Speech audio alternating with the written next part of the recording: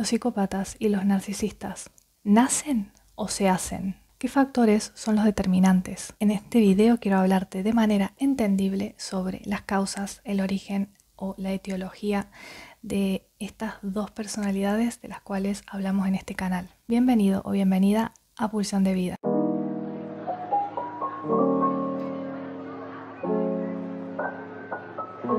Suelen decirme, ¿por qué hablas de psicópatas y de narcisistas como si fueran lo mismo o como si fueran similares? Esta conceptualización que yo particularmente uso en este canal tiene un antecedente y es la tríada oscura de la personalidad de los autores Paulus y William. En psicología, la tríada oscura se refiere a las personalidades psicopáticas, maquiavélicas y narcisistas y se le llama oscura por sus cualidades malévolas o de maldad, de mala intención. Antes de continuar con la evidencia y los estudios que hay respecto al origen de estas dos personalidades dañinas que son el narcisista y el psicópata, quiero dejar en claro por qué justamente estoy usando estas dos categorías y en qué punto se vinculan ambas. Los tres rasgos de la tríada oscura son conceptualmente diferentes, pero se dice que la evidencia sugiere que están estrechamente relacionados. Y el factor que los asocia es esta cuestión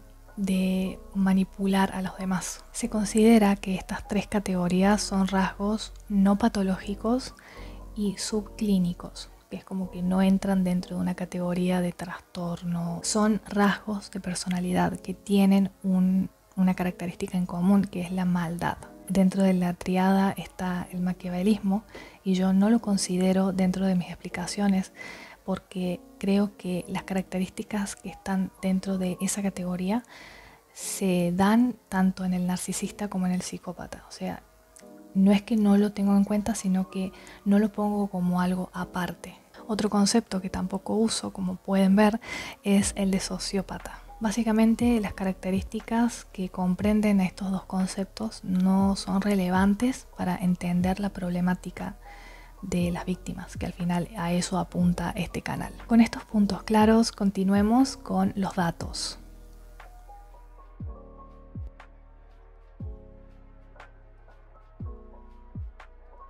Para el psicoanálisis, este es un concepto básico y puede ser definido haciendo alusión al mito de Narciso y de manera general como el amor a la propia imagen. Yo considero que acá es donde surge este error conceptual de querer asociar el narcisismo con el amor propio o incluso con el egocentrismo. El psicoanálisis considera al narcisismo como un estadio dentro de lo que es la evolución del sujeto y es intermedio entre el estar centrado en uno mismo y luego hacer la elección de objeto, que es elegir pareja por fuera de la familia, ¿no?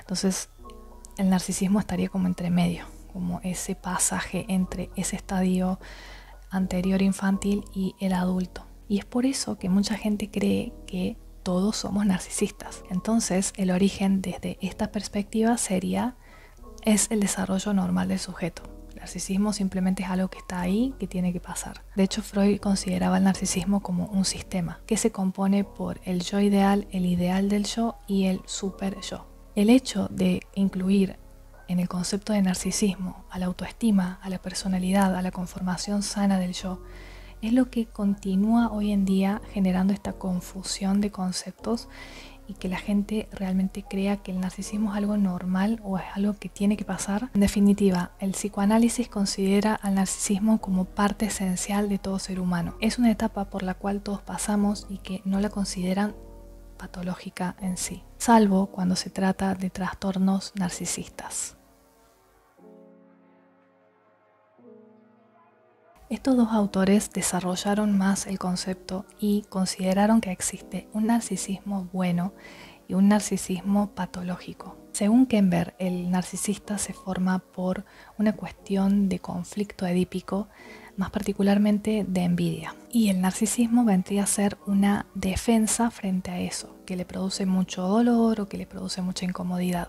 Mientras que Kohut considera el narcisismo como un déficit, como una falla, como algo que no se construyó. Recordemos que estamos hablando de que estas situaciones generan un narcisismo patológico, porque tanto para estos autores como para Freud sigue siendo una etapa vital. Acá vemos como el origen del narcisista malo es un trastorno, básicamente, es como eso que viene a frenar con el desarrollo normal del narcisismo bueno. El problema con estos conceptos, creo yo, es esta cuestión de enmarcar al narcisismo como parte de la construcción del yo, de la autoestima y del autovalor de la persona, como si fuera algo normal, como si fuera algo que tiene que pasar, como si fuera algo esencial para el ser humano. Desde allí surge mucha confusión, más allá de que se esté planteando que a veces las cosas se salen de las manos y se genera un narcisismo patológico, un narcisismo malo. Y es por eso que hay gente que cree que el narcisismo es algo necesario en la vida de toda persona y que, bueno, el exceso de eso simplemente es lo malo, es lo patológico. Por ejemplo, Kenber le llama necesidades narcisistas a esta cuestión de necesitar del otro. Pero ¿esto realmente puede ser considerado narcisismo o más bien es simplemente eso, la cuestión humana de reconocimiento por parte del otro? En el encuentro con otras personas es que empezamos a conformarnos, empezamos a construirnos. La socialización es una parte súper importante para una persona. Pero yo no considero que eso se tenga que llamar narcisismo. No me parece que el concepto de narcisismo sea adecuado para entender esto, que sí es cierto, es real, necesitamos del otro.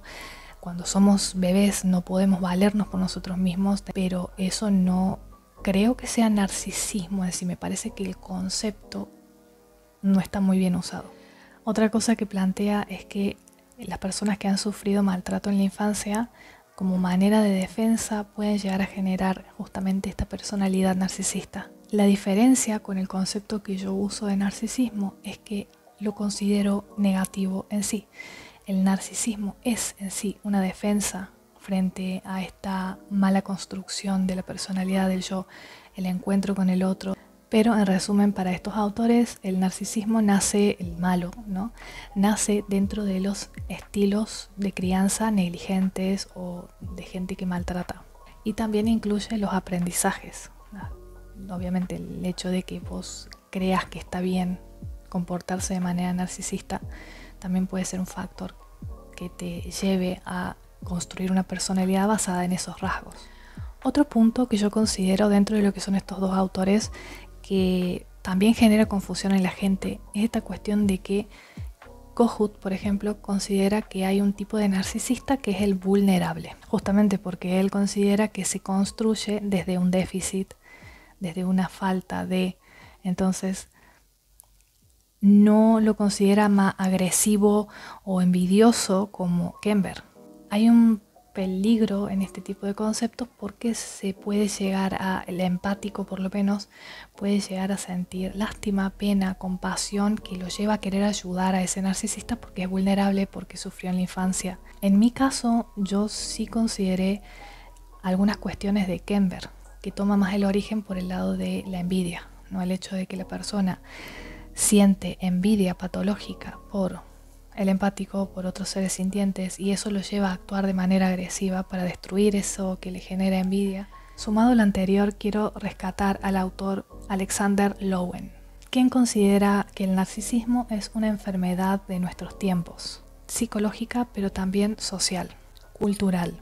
En el plano individual denota un trastorno de personalidad, caracterizado por una dedicación desmesurada a la imagen, en detrimento del yo real. El narcisista está atrapado en una imagen falsa de sí mismo. Y Lowen agrega que además esta persona no puede distinguir entre la falsa imagen y la imagen real, y que estas dos visiones al final se funden en una sola. Lo que sucede es que el narcisista se identifica con la imagen idealizada de sí mismo, o sea, el falso self. Y esto sí que se acerca mucho al concepto de narcisismo que nosotros usamos, donde explicamos que el falso yo es lo primordial. Ahí es donde se colocan todos los mecanismos de defensa y toda la energía. El nombre que usan en este manual es trastorno narcisista de la personalidad, o sea, aparece como un trastorno, como una enfermedad mental. Este trastorno, según el DSM, está en el clúster B, en el grupo B, donde hay desórdenes dramáticos, emocionales, erráticos. Y aquí hay un problema grande, porque al aparecer narcisista junto con otros padecimientos mentales o trastornos, como por ejemplo la bipolaridad y el trastorno límite, porque sí, estos trastornos están en esa misma categoría. Esto genera que se meta todo en la misma bolsa, cuando en realidad son problemáticas diferentes. Y quienes tienen estos diagnósticos seguramente habrán experimentado el terrible estigma por ser considerados muy parecidos a un narcisista, peligrosos incluso. Según este manual, no se sabe cuál es la causa de este trastorno narcisista. Sin embargo, se puede asociar a lo siguiente: el entorno, o sea, malas relaciones entre padres e hijos, ya sea por exceso de devoción o bien por exceso de críticas, por genética y por cuestiones neurobiológicas. Estas dos perspectivas, la del psicoanálisis por un lado y la del DSM por el otro, son las que más predominan como base teórica para entender lo que es un narcisista, y lo plantean como un trastorno y con origen en la etapa infantil temprana, es decir, por influencia del entorno, y con una posibilidad abierta, según la perspectiva que tiene más evidencia científica justamente, que es el DSM, de que lo genético también influya. Existen dos campos abiertos de investigación respecto al origen del psicópata.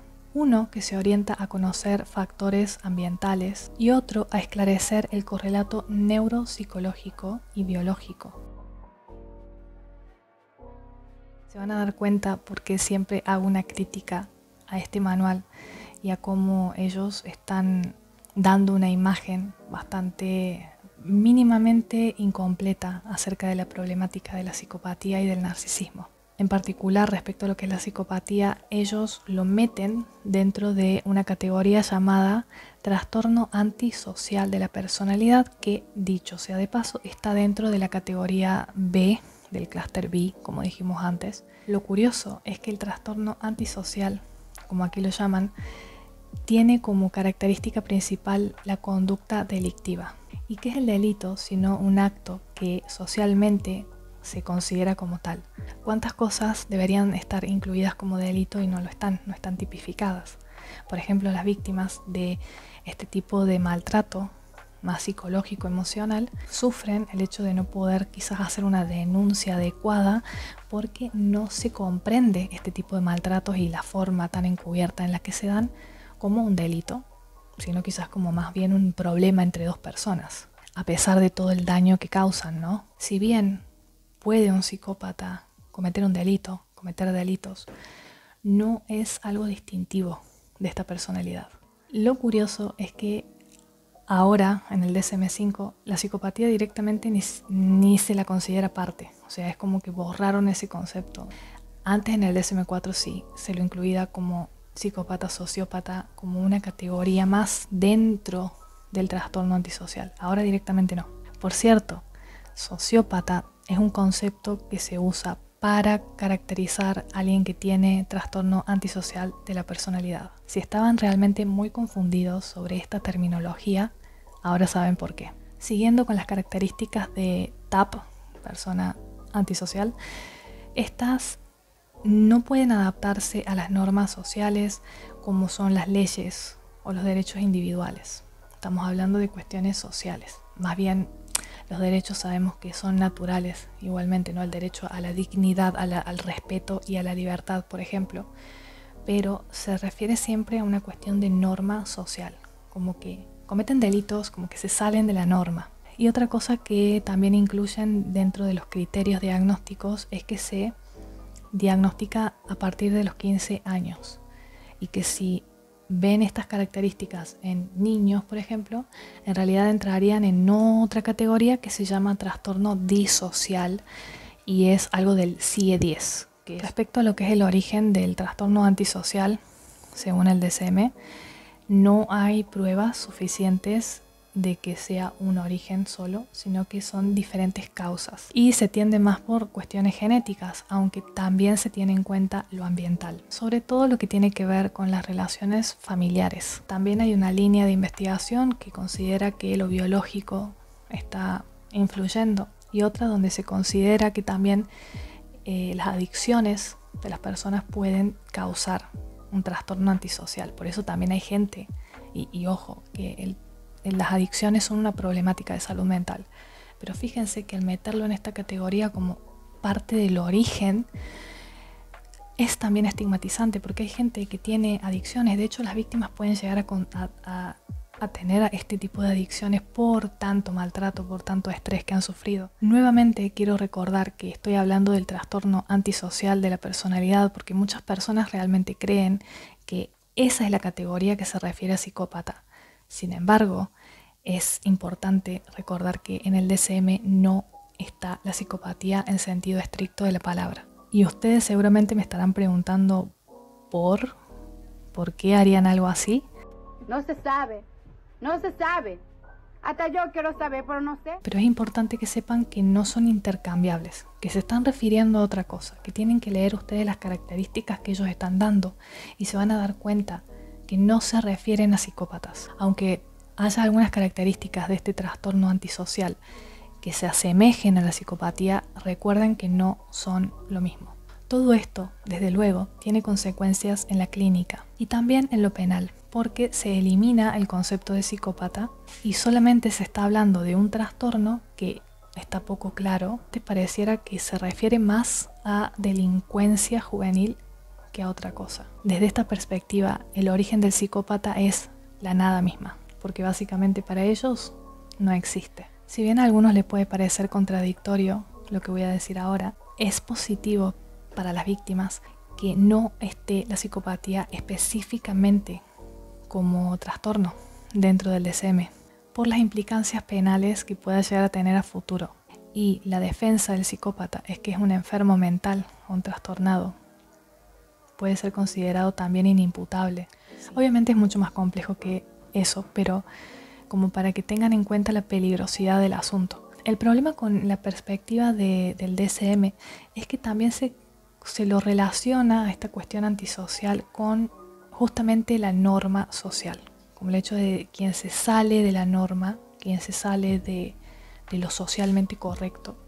Y ustedes saben muy bien que nosotros cuando hablamos de psicópatas y de narcisistas no hablamos de sociedad, no hablamos de lo que la sociedad dice que está bien, al contrario, hablamos de moral. Y es de acá que surge esta idea de que el psicópata es un criminal, porque se lo relaciona primero con lo antisocial, desde el DSM, como algo de lo que se sale de la regla y el delito, y por eso mucha gente tiene en el imaginario popular la idea de psicópata como alguien que comete delitos graves, extremos.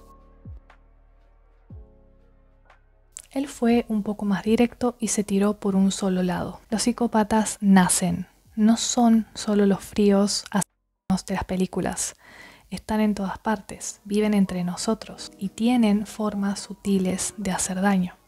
La sociedad no les ve o no quiere verlos. Hay un punto importante que yo quiero rescatar de su trabajo. El PCLR, que es la herramienta que él construyó para medir si alguien tiene una personalidad psicopática o no, especialmente se usa para valorar la posibilidad de que alguien cometa un delito a futuro, de valorar el riesgo de conducta criminal. Si bien Robert Hare sí reconocía que existían los psicópatas cotidianos, lo cierto es que muchos de sus análisis y de sus estudios se basan en entrevistar y en observar a psicópatas que además eran criminales. Y yo considero que ahí puede haber un problema a la hora de generalizar esos estudios, esos resultados a psicópatas que no cometen delitos como tal, o sea, delitos socialmente hablando. Por ejemplo, respecto a lo que son los estudios de cerebros de psicópatas, como digo, de estos psicópatas, y de la cuestión de la impulsividad del psicópata, que yo creo que ahí hay que seguir estudiando y revisando. Es un experto en el tema. No quiere decir que todo lo que él diga sea verdad absoluta, pero sí hay que reconocer que he estado estudiando muchísimo desde los 90 o incluso antes todo lo que es la problemática de la personalidad psicopática y él particularmente dice que no es un enfermo, sino que es un anormal, en el sentido de que tiene una estructura mental diferente y que además es incapaz de amoldarse a una conducta socialmente aceptable o empática. Además, este tipo de personas nacen, no se hacen. Pero lo que dice Hugo Marietán es que tampoco sabemos cómo, o sea, no sabemos por qué. Y que la genética, los estudios más biológicos, digamos, quizás en un futuro puedan dar cuenta de cuál es el origen de la personalidad psicopática. Y otro punto que él resalta mucho es el hecho de que el ambiente no puede crear psicópatas. Por un lado hay gente que lo tiene todo, sus condiciones concretas de existencia son positivas y así todo tienen una personalidad psicopática. Y sí, también hay gente que nace en hogares donde el maltrato es normal, no hay amor, y también también son psicópatas. Entonces, de ahí argumenta que el ambiente realmente no influye en la construcción de estas personas. Alteraciones estructurales y funcionales en las cortezas prefrontales pueden llegar a explicar ciertos déficits en la cuestión del control de impulsos y en la regulación de la conducta. O sea, si vos tenés alterada esa parte prefrontal, no vas a poder regular tu conducta y vas a ser impulsivo, ¿no? Que en teoría esto se lo quiere vincular a la personalidad psicopática, que ya dije anteriormente que es discutible, porque no es tanto que no puedan regular su conducta, es que para ellos eso está bien, así funciona el mundo, así debería ser la cosa, ¿no? Y respecto a la impulsividad, lo mismo. Hay gente que realmente tiene problemas de impulsividad y no necesariamente tienen esta perspectiva perversa del mundo. Por otro lado, la insensibilidad y la falta de empatía se ha vinculado a el déficit en los mecanismos de neurona espejo. Y también hay estudios que indican que pueden llegar a tener un problema estructural, una alteración en el sistema límbico, falta de ciertas emociones, ¿no? La expresión de ciertas emociones. Algunos estudios consideran que es a causa de esto. Se encuentran estudios de Raine, no sé muy bien cómo se pronuncia, que propone que la reducción de la sustancia gris de la corteza prefrontal, nuevamente la cuestión prefrontal, podrían explicar el problema de la falta de autocontrol. Que igualmente esto se está vinculando mucho a la perspectiva del DSM, ¿no? Sobre la psicopatía, que es una cuestión de impulsividad, de que cometen delitos porque no pueden controlar su conducta y qué sé yo, pero sabemos que la psicopatía no está vinculada justamente a la falta de control.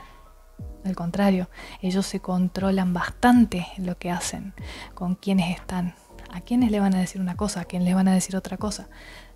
Esto de la planificación, me van a decir ustedes a esta altura que los psicópatas no planifican su vida. Sí, no van a planificar la vida como vos, pero no planifican, no tienen planes, no tienen agenda. Yo tengo un video hablando de la agenda. Luego hay otras posturas que se centran en las dificultades que tienen los psicópatas para conectar el área cognitiva con el área emocional y que la conducta desinhibida que ellos tienen, nuevamente esta cuestión de falta de impulso, como que hacen todo así.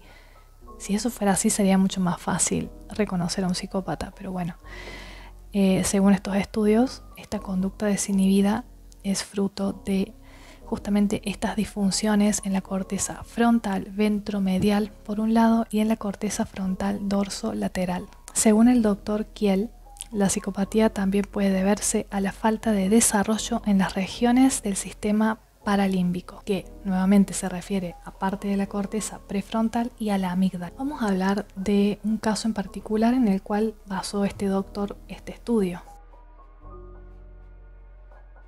Lo que hizo este doctor fue escanear el cerebro de esta persona como parte de un proyecto para entender si la conducta antisocial estaba vinculada a cuestiones cerebrales, justamente. Igualmente, vuelvo a hacer un paréntesis acá, recordemos que estamos hablando de una persona que además de ser psicópata, tenía esta cuestión delictiva. Esto es un problema porque el delito no es lo que define. La conducta antisocial, como la llaman acá, que es eso, el delito, no define a un psicópata. Los resultados dieron que el cerebro de esta persona tenía un nivel muy bajo de densidad en el sistema paralímbico, que esto incluye a la amígdala y a la corteza prefrontal. Acá este punto sí que tiene que ver con la perspectiva de este doctor en particular sobre el origen, ¿no?, de la psicopatía, y dice que se ha estudiado gente con daño cerebral en estas áreas y se ha observado que la conducta de estas personas cambia y que se vuelven antisociales. El propio doctor Kiel ha encontrado estas mismas diferencias en el cerebro de otras personas que también compartían rasgos psicopáticos y que fueron analizadas en las cárceles. Es ahí donde yo encuentro un sesgo. No digo que esté mal, no digo que sea todo incorrecto, pero el problema de plantear el cerebro disfuncional o el cerebro que tiene problemas en ciertas áreas como el origen del psicópata tiene una incidencia directa tanto en la clínica, pero sobre todo en las cuestiones penales. En referencia a la influencia ambiental, se ha constatado la presencia a edades tempranas de rasgos afectivos, interpersonales y conductuales propios de la psicopatía adulta, apoyando la idea de que la personalidad psicopática se desarrollaría en las primeras etapas del ciclo vital, siendo estos rasgos precursores de los patrones disfuncionales de psicópatas adultos. Estamos hablando de una perspectiva que tiene en cuenta el ambiente como parte del origen del psicópata. ¿Cuáles son esos factores que originarían al psicópata? Un estilo educativo negligente, una supervisión pobre e inconsistente con baja implicación afectiva y emocional, prácticas parentales pobres, negligencia, trauma emocional, físico, falta de apego seguro y también el consumo de alcohol en padres. El psicólogo Hans Eysenck propone un modelo biológico conductual. Según este modelo, el psicópata sería una persona que es incapaz de replicar conductas morales y aprenderlas. No se lo puede condicionar, o sea, no podés hacer que al enseñarle repetidamente con diferentes métodos de aprendizaje que eso es lo que está bien, esto es lo que está mal, esta persona no sería capaz directamente de hacer la diferencia. Y además por su extraversión. El origen del psicópata, según este autor, sería la falta de socialización, como que no llega a generar correctamente este proceso de socialización. Eysenck también incluye la cuestión biológica y dice que también podría influir lesiones en el lóbulo frontal, que justamente es el que se encarga de regular todo lo que es el comportamiento humano, y que este tipo de lesiones también se involucra en el hecho de que cometan delitos. Pero si bien dice, esto es una predisposición, es un factor, no es la explicación final, no es la única explicación. La cuestión innata para nada es la única causa ni bastaría por sí sola para producir un psicópata. Otro autor, Garrido Genovés, aporta un modelo biosocial donde explica la psicopatía a través de la vulnerabilidad individual biológica de algunas personas que se mezcla con el aprendizaje social. Es decir, para este autor la psicopatía sería originada por un déficit inicial de carácter biológico, pero potenciado también por factores culturales y sociales. Se tiende a pensar que el narcisismo se hace y que la psicopatía es una cuestión innata. De todas maneras, no hay una explicación que sea concluyente, más si tenemos en cuenta que todavía se sigue discutiendo esta cosa de si es un trastorno o no, si es una personalidad solamente, si es una forma de ser en el mundo o si es una enfermedad, a pesar de que ya algunos autores plantean que no. Hay que comprender que hay narcisistas y hay psicópatas que crecen en ambientes muy amorosos, con muchas condiciones positivas para crecer, desarrollarse de manera adecuada, que se les enseña, se les inculca comportamientos morales, comportamientos empáticos, y de igual manera tienen una estructura narcisista o psicopática.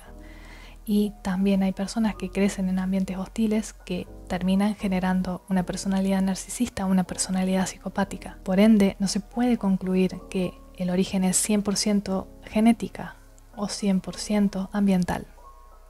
Todo este recorrido lo hice para que podamos entender la complejidad del asunto y por qué es tan complicado establecer un solo origen, tanto para una personalidad como para la otra.